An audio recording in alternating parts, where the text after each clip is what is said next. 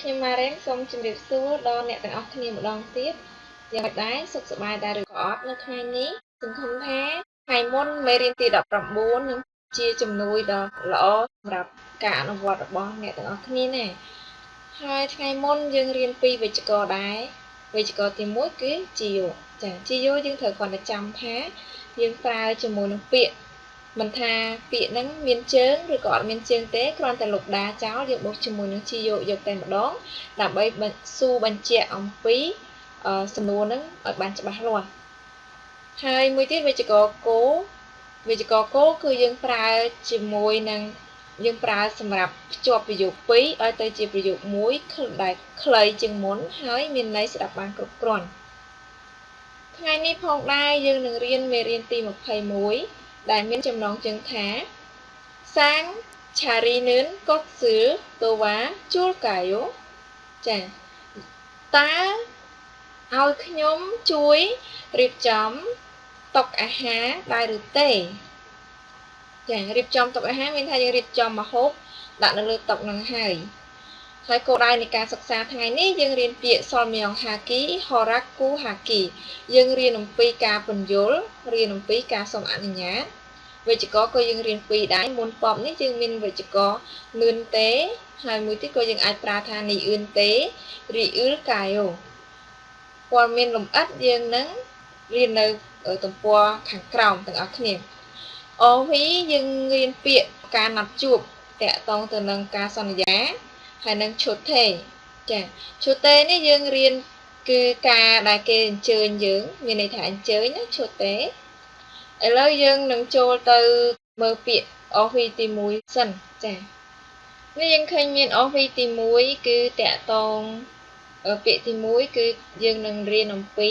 យ៉ាក់សុកចាយ៉ាក់សុកមានន័យថាការណាត់ជួបឃើញរូបភាពនេះគាត់ខលទូរស័ព្ទឲ្យដាក់ម៉ោង2គេ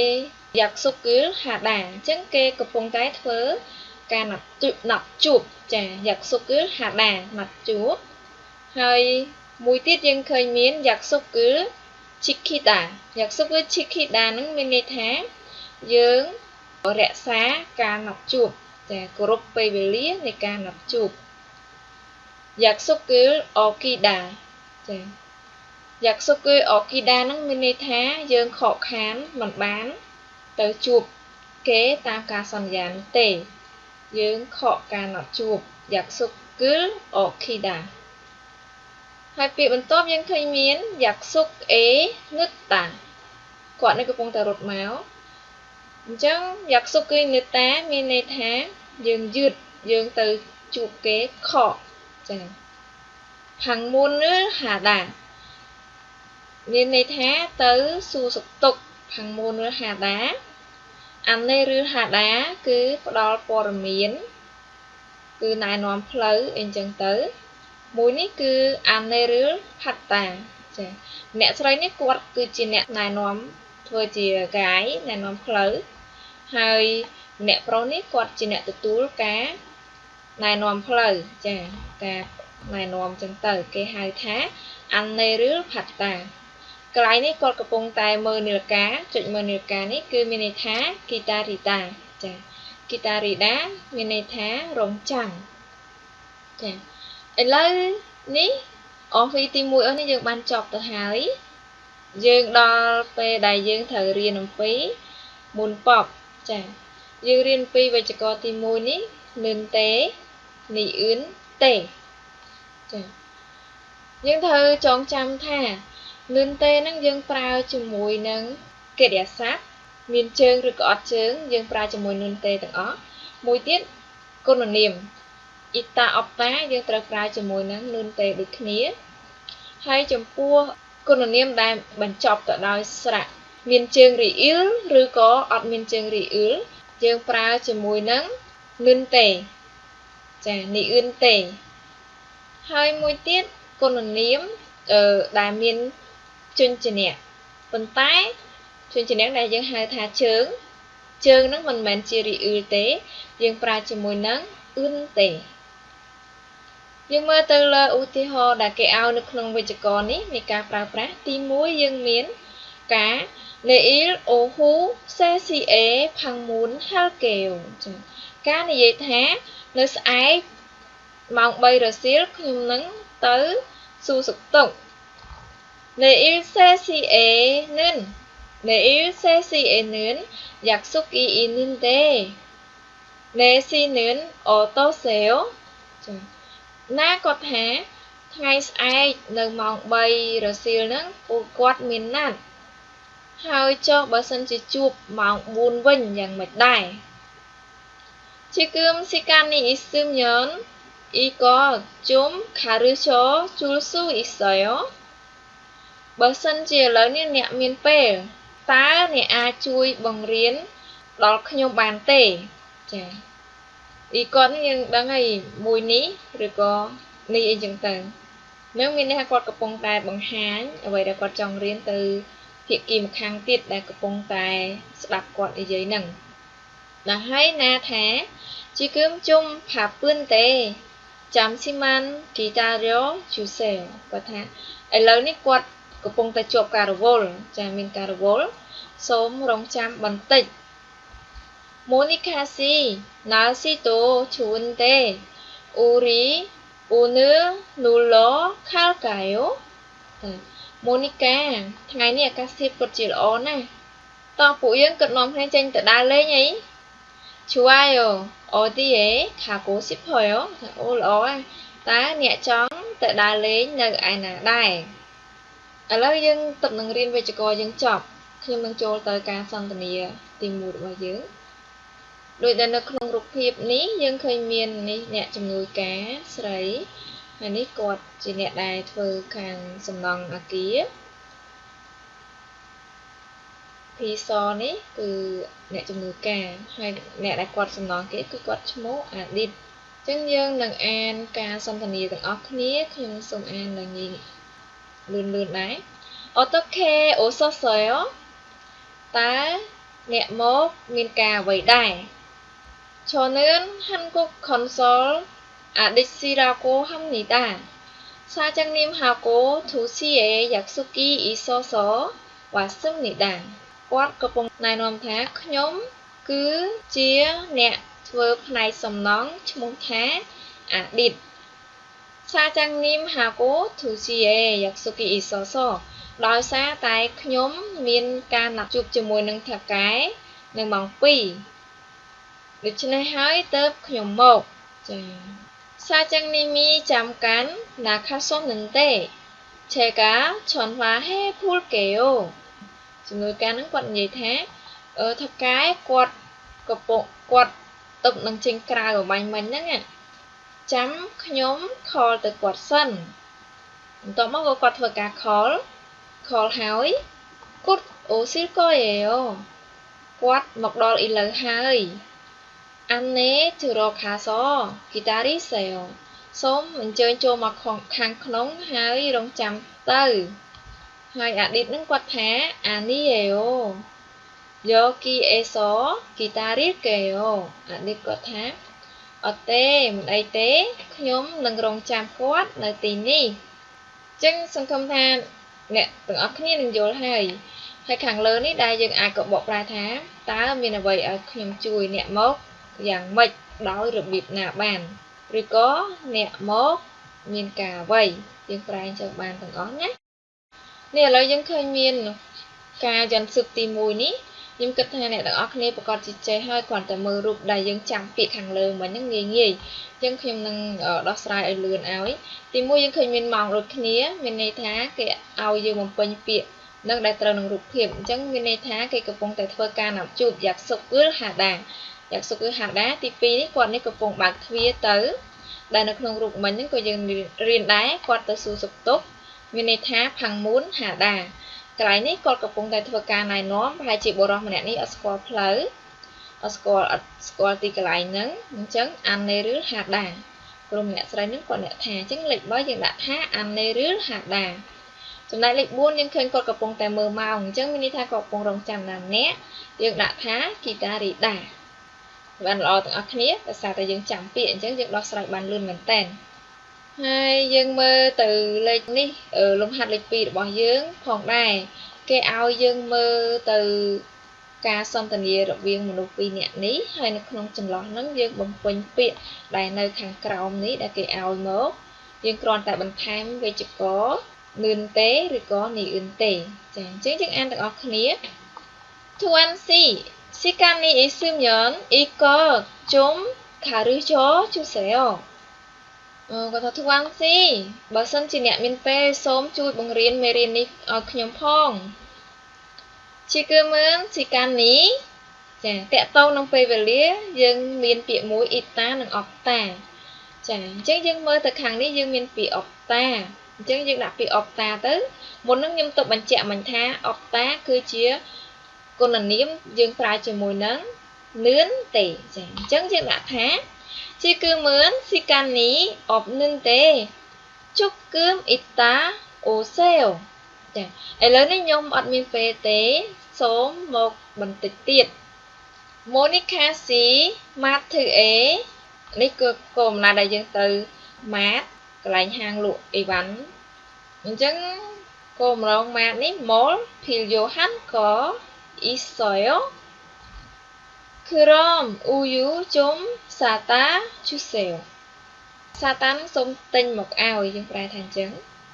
ក្នុងនេះយើងឃើញមានពាក្យទាំង3នេះគឺយើងតាក់ទងទៅកន្លែងទីកន្លែងដែលយើងទៅរករបស់ឬក៏អីយើងតែងតែមានពាក្យ khata ចាអញ្ចឹងមានតែពាក្យ khata សមជាងគេយើងដាក់ទៅក្នុងចន្លោះទៅអញ្ចឹង khata វាជាកិរិយាសព្ទយើងប្រើជាមួយនឹងនឿនទេចា Monica si Matthew 가는 데 뭘 필요한 것 있어요? ឥឡូវ Monica si ឥឡូវហ្នឹងខ្ញុំកំពុងទៅ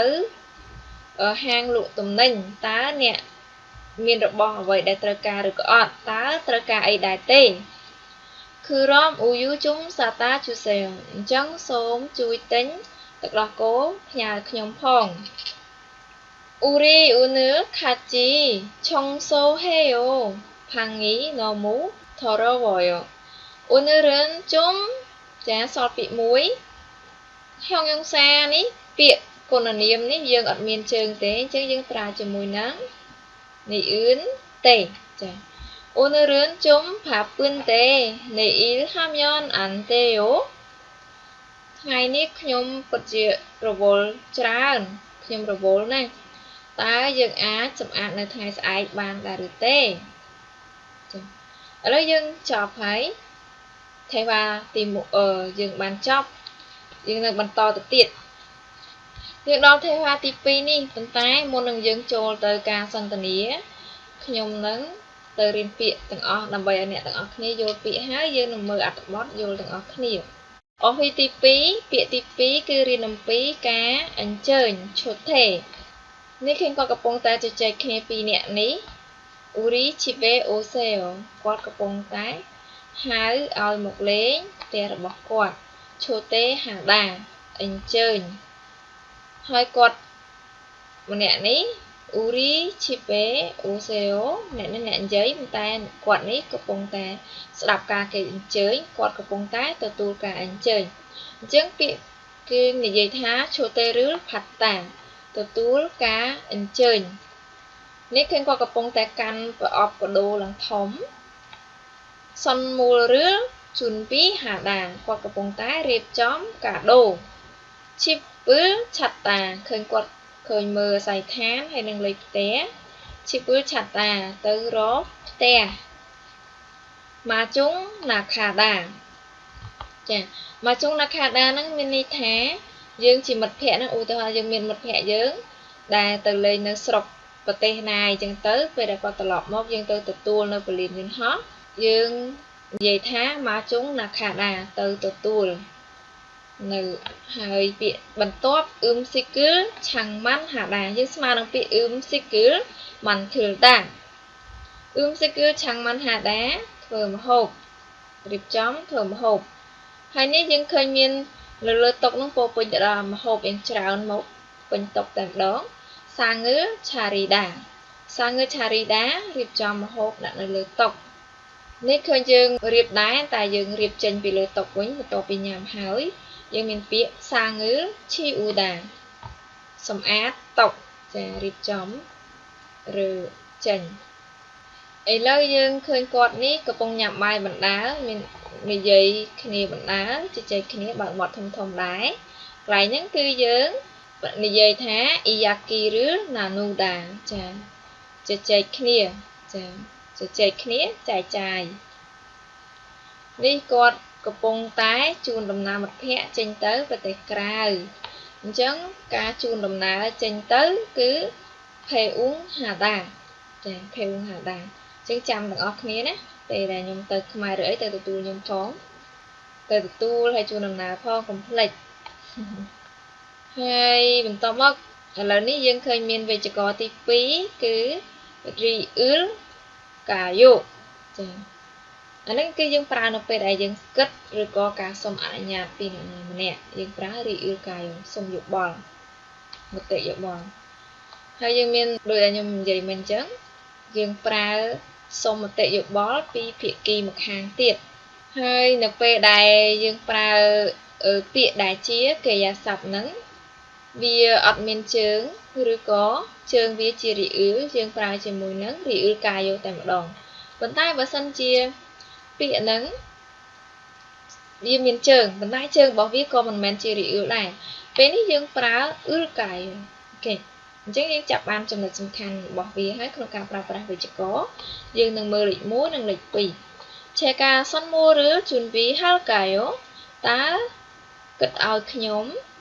រៀបចំកាដូដែរទេណែ Sumisika Sonmuru Saseo ចាឬក៏បាទ Sumi សូមទិញកាដូ Jika Kekuru Salkeo ខ្ញុំនឹងទិញនំខេកអូខេបន្ទាប់ទៀត Rihansi Chonwaka Wasayo អូរីហានគាត់បានទូរស័ព្ទមកឆេកាឆុនផារឿលផាទិលកាយោតើឲ្យខ្ញុំទទួលទូរស័ព្ទគាត់ដែរទេណែឆុនផាជុំផាតាជូសេលចាសូមលើកទទួលទូរស័ព្ទគាត់ផងអូខេឥឡូវយើងចប់ហើយយើងរៀនពាក្យទី2និងវេយ្យាករណ៍ទី2កុំភ្លេចយើងនឹងចូលទៅខាងមុខយើងឃើញនេះរូបភាពនេះគាត់ឃើញមានផ្ទះថ្មីយ៉ាងស្អាតយ៉ាងធំហើយនេះគឺម៉ូនីខាស៊ីគាត់រៀបចំកាដូហើយកំពុងតែជូនទៅម្ចាស់ផ្ទះឥឡូវយើងនឹងអានការសន្ទនាទាំងអស់គ្នាយើងមានសូហ៊ីហើយនិងម៉ូនីកាសូហ៊ីជាម្ចាស់ផ្ទះម៉ូនីកាគឺជាមិត្តភ័ក្តិដែលត្រូវបានម្ចាស់ផ្ទះអញ្ជើញទៅលេងផ្ទះអញ្ចឹងម៉ូនីកាស៊ីអូសូវ៉ាយោម៉ូនីកាសូមអញ្ជើញចូលមកណែជូតេហេជូសូសូខំថាហេយោជីប៊ីឆាំជូណេយោចាអរគុណណាស់ដែលបានអញ្ជើញខ្ញុំមកលេងផ្ទះរបស់អ្នកពិតជាល្អមែនតែនពិតជាស្រស់ស្អាតមែនតែនអញ្ចឹងក៏បានដែរកូម៉ាវ៉យោសូមអរគុណគ្រាន់តែឈីបឆាត់គីកាអរ៉ុបជីអាណាសយោប៉ុន្តែពេលដែលអ្នករកផ្ទះហ្នឹងវាមិនលំបាកទេឬអានេះអូគឺប៉ាំងឆាត់ចាស់សយោអត់ទេគឺរកបានយ៉ាងលឿនចាអ៊ីកនឈីបជេរីសនមូរីយោចានេះគឺជាកាដូសម្រាប់ផ្ទះថ្មីមកអ៊ីរ៉ុនកូជុនប៊ីហេសយោអូសូអានជឺសេយោសូហ៊ីក៏ថាអូយមិនដឹងស្អីទេរៀបចំរបស់អញ្ចឹងធ្វើអីអូសូអានជឺសេយោសូមបញ្ញាប់អង្គុយទៅសាងឆារីណេនក៏សឺជុំតវ៉ាជូលកាយោម៉ូនីកាក៏សួរថាតើឲ្យខ្ញុំជួយរៀបចំដាក់ម្ហូបនៅលើតុដែរឬទេអានេះយោថាទេសយោចាសូហ៊ីក៏ថាមិនបាច់ទេគឺគេរៀបចំរួចរាល់អស់ហើយអូខេអញ្ចឹងការសន្ទនានេះក៏គិតថានៅក្នុងអត្ថបទអ្នកទាំងអស់គ្នានឹងយល់អត្ថន័យទាំងអស់គ្នាហើយបកបានទាំងអស់ណាឥឡូវយើងនឹងចូលទៅមេរៀនបន្ទាប់ទៀតឥឡូវយើងឃើញមានយន្តសឹកទី2នេះការលំហាត់ទី2គេឲ្យមើលរូបភាពហើយដាក់យកពាក្យដែលគេឧទាហរណ៍ឲ្យយកបំពេញក្នុងប្រឡោះនេះ នេះគឺជាលំហាត់ដែលងាយស្រួលដែរយើងគ្រាន់តែចាំពាក្យដែលនៅខាងលើនឹងដាក់ចូលខ្ញុំសូមរំលងនៅមេរៀននេះណាខ្ញុំគិតថាអ្នកទាំងអស់គ្នានឹងចេះហើយសូមរំលងលំហាត់1យើងនឹងទៅមើលលំហាត់ទីនេះលំហាត់ទី2ទាំងអស់គ្នាគឺ 대화를 읽고 맞는 대답을 고르세요. សូមឲ្យយើងអានទៅលើការសន្ទនានេះហើយជ្រើសរើសឆ្លើយចម្លើយដែលត្រឹមត្រូវ 제가 도와줄까요? តើឲ្យខ្ញុំជួយដែរឬទេ 네, 좀 도와주세요. លេខ1លេខ2គេដាក់ 네, 혼자 할 수 있어요. ចា៎ចឹងបើយើងមើលចម្លើយលេខ2វាអត់ត្រឹមត្រូវទេបើសិនជាយើងថា 네, 혼자 할 수 있어요. ចឹងបើយើងនិយាយថា 혼자 할 수 있어요 ខ្ញុំអាចធ្វើម្នាក់ឯងចឹងយើងបដិសេធនៅការស្នើសុំរបស់គេយើងត្រូវដាក់ពីមុខថា 아니요 ចា៎ចឹងខុសអត់ត្រឹមត្រូវទេយើងមើលលេខ1មិញ 네, 좀 도와주세요. ចឹងបើយើងត្រូវការជំនួយពីភាគីដែលគេស្នើសុំយើងត្រូវថា 네, 좀 도와주세요. ចឹងលេខ1ជាចម្លើយដែលត្រឹមត្រូវយើងមើលទៅលើលេខ2 제가 선물을 준비할까요? តើទុកឲ្យខ្ញុំជាអ្នករៀបចំកាដូដែរឬទេលេខ1គេដាក់ថា 아니요, 우리 같이 사요. អត់ទេចាំយើងទិញទាំងអស់គ្នាទី2គឺ 아니요, 선물 감사해요. ចាអញ្ចឹងនេះគឺខុសអត់ត្រូវនឹងអត្ថន័យនៃពាក្យទេ 아니요, 선물 감사해요. ចឹងខុសចម្លើយគឺលេខ1ដូចគ្នាចាកន្លែងនេះ 활동 នេះការអនុវត្តនេះយើងឃើញថា 보기처럼 이야기 해보세요 កន្លែងនេះយើងគេគ្រាន់តែឲ្យយើងអនុវត្តនៅវេយ្យាករណ៍ 을까요 ចារី 을까요 ដូចជាឧទាហរណ៍គេថា 제가 사무실로 갈까요? 네, 사무실로 오세요 ចាយើងឃើញមាន 사무실로 가다 ពាក្យដែលគេឲ្យអញ្ចឹងយើងគ្រាន់តែដាក់បន្ថែមថា 제가 사무실로 갈까요 ហើយខាងក្រោមនោះក៏ដូចគ្នាដែរយើងមានដាក់ថា 음식을 만들다 អញ្ចឹងងាយទេយើងមើលទៅឧទាហរណ៍មិញដែលគេឲ្យអញ្ចឹងយើងអាចដាក់បង្កើតជាសំណួរជាមួយនឹង 을까요 ថា 제가 음식을 만들까요 តើទុកឲ្យខ្ញុំជាអ្នកធ្វើម្ហូបដែរឬក៏ទេចាបើយើងត្រូវការគេធ្វើ 네, 음식을 만드세요 យើងឆ្លើយអញ្ចឹងណាយើងគ្រាន់តែបង្កើតឲ្យងាយៗដើម្បីចេះប្រើប្រាស់នៅវេយ្យាករណ៍របស់យើង 상을 차리다 ចាអញ្ចឹងយើងអាចដាក់ថា 제가 상을 차릴까요 តើទុកឲ្យខ្ញុំជាអ្នករៀបចំតុអាហារដែរឬទេឬក៏ 제가 상을 차리는 것을 도와줄까요? ចាតើឲ្យខ្ញុំជួយរៀបចំអាហារនៅលើតុដែរឬទេបើយើងចង់គេជួយ 네, 도와주세요 ឬក៏ 네, 상을 차리세요 ទី3គឺយើងឃើញគាត់នេះកំពុងកាន់នៅប្រអប់កាដូយ៉ាងធំកំពុងរៀបចំអញ្ចឹងយើងអាចថា 제가 선물을 준비할까요? តើទុកឲ្យខ្ញុំជាអ្នករៀបចំកាដូដែរឬទេបើគេយើងឲ្យគេរៀបចំ 네, 선물을 준비하세요 ឬក៏ 선물을 사세요 អញ្ចឹងអ្នកជាអ្នករៀបចំកាដូទៅកន្លែងនេះយើងឃើញ 상을 치우다 យើងរៀបចំសម្អាតតុម្ហូប 상을 치울까요? 제가 상을 치울까요? តើឲ្យខ្ញុំអ្នករៀបចំសម្អាតតុដែរទេអញ្ចឹងបើយើងត្រូវមកគេរៀបចំចេញយើងដាក់ថា 네, 상을 치우세요 អូខេអញ្ចឹងយើងយល់ទាំងអស់គ្នាហើយយើងទៅបន្តទៀតកន្លែងនេះខ្ញុំនឹងអាននឹងបកប្រែងាយយល់ Chipturi 선물 ចាកាដូសម្រាប់ថ្ងៃឡើងផ្ទះ 한국 사람들은 결혼을 하거나 이사를 한 후에 가족이나 친구, 회사 동료를 집에 초대하는데 이것을 칩트리라고 합니다. 자,យើងបកប្រែថាជាទូទៅជនជាតិកូរ៉េនៅពេលដែលគេមានពិធីមង្គលការឬក៏ គេមានការបន្ទាប់ពីរៀបចំបដូរផ្ទះហើយគេអញ្ជើញក្រុមគ្រួសារមិត្តភ័ក្តិឬក៏មិត្តភ័ក្តិរួមការងារទៅផ្ទះរបស់គេការដែលអញ្ជើញនេះគឺគេអញ្ជើញដើម្បីធ្វើពិធីឡើងផ្ទះ Chipthiri를 할 때는 친구들을 초대하고 ចានៅពេលដែលធ្វើពិធីឡើងផ្ទះហ្នឹងគេបានអញ្ជើញមិត្តភ័ក្តិគឺសារ៉ាមធីរីមកគឺអ៊ឹមស៊ីគឺឆាំងម៉ាន់ហំនីដាចាគេអញ្ជើញមិត្តភ័ក្តិហើយនឹងរៀបចំធ្វើម្ហូបសម្រាប់ពួកគាត់ញ៉ាំ 그리고 초대 받는 사람은 집들이에 갈 때 선물을 준비합니다. ចាហើយចំពោះអ្នកដែលត្រូវបានគេអញ្ជើញទៅពិធីឡើងផ្ទះនោះនៅពេលដែលពួកគេទៅគេបានរៀបចំកាដូ 집들이 선물로는 세제나 휴지가 인기가 있습니다. ចាកាដូសម្រាប់ថ្ងៃឡើងផ្ទះហ្នឹងគេពេញនិយមទិញសាប៊ូបោកកៅអៅហើយនឹងក្រដាសជូតមាត់ក្រដាសអនាម័យហ្នឹង 세제는 거품이 생기는 것처럼 សេចេហ្នឹងសាប៊ូបោកកៅអៅហ្នឹងគឺវាដូចដែលពពុះវាមានច្រើនហ្នឹង